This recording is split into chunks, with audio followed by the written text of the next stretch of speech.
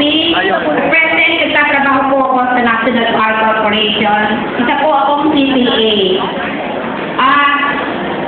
Una po, si Joven na nag-explain sa akin ito.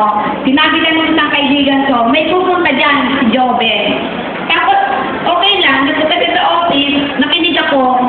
Pero since mahilig ako mag-travel, go ako. Pero hindi ko naman inaakalang ikita ako ng $20,000. First time ko, noong una, hindi ko siya pinapansin.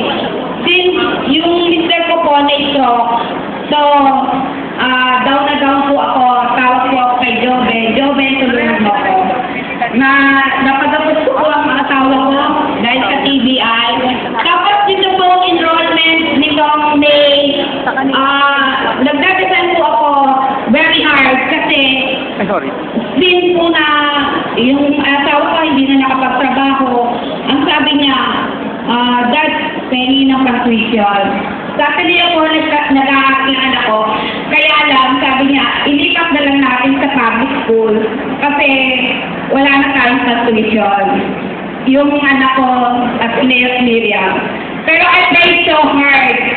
Ang enrollment ko, May 13, May 10, nakikita ko ng $10,000. Yung po ang pinag-tuition ko sa anak ko. Tapos nitong August 16, another $10,000.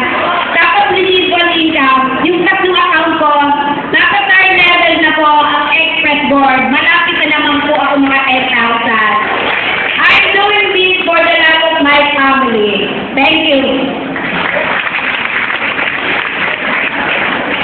Okay, thank you very much, Diamond Amsey. Thank you. And our last